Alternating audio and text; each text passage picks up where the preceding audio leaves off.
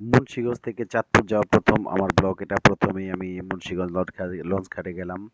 তারপর সেখানে লঞ্চের সামনে থেকে একটা সেলফি নিলাম। তারপর লঞ্চে উঠে গেলাম। সাইদ ভাই এবং জিয়া ভাইয়ের সাথে ছবি তুললাম।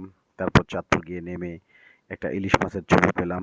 এটা লঞ্চ ঘাট পুরাতন স্টেশন বলে। এই পুরাতন স্টেশনে একটা ছবি তুললাম। একটু ভিডিও করলাম। এখানটা পার্কের মতো আছে। তারপর কয়েকটা সুন্দর সুন্দর ছবি তুললাম। ছবি তুলে দিলেন আমার সাথে গিয়েছিলেন জিয়া ভাই ও সাইদ ভাই। ওনারা আমার ছবি তুলে দিলেন।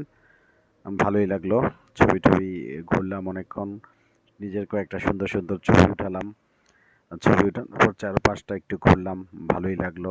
দেখলাম পরিবেশটাও সুন্দর। ওই পাশে ছোট্ট একটা নদীর ওই পাশে কিছু দোকানপাট আছে। তারপর আমরা চলে আসলাম মোহনায়।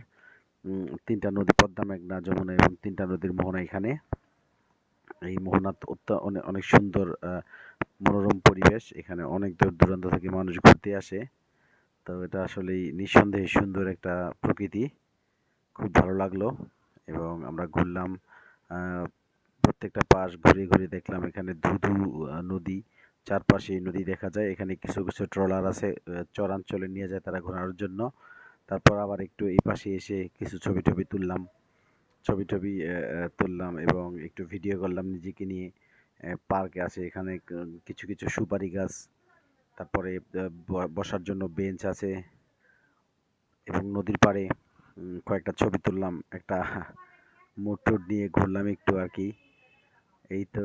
তারপরে এখানে এইখান থেকে উপরে উপরে উঠলাম, ঘুরলাম। তারপরে এখানে অনেক মানুষ আমার মতো ঘুরতে আসছে। আবার কয়েকটা ছবি তুললাম এখানে। ছবি টবি তুলে কথাবার্তা বললাম। এই ভিডিওগুলো করছেন সাইদ ভাই, ভিডিওগুলি করেছেন। এবং অনেকক্ষণ ঘোরাফেরা শেষে আমরা একটা জাহাজ যাচ্ছিল, বললাম যে জাহাজটা নিয়ে আমার ছবিটা উঠান। পরে জাহাজটা নিয়ে আমার ছবিটা উঠালো। তারপরে আবার আমরা ওইখানে ঘোরাফেরা শেষে আবার চাঁদপুর থেকে লঞ্চে উঠলাম। লঞ্চে উঠে লঞ্চের ছাদে কিছু ছবি উঠালাম নিজের। তারপরে আমার সাথে ছিলেন সাইদ ভাই, জিয়া ভাই, এদের ছবি উঠালাম। তারপরে চলে আসলাম।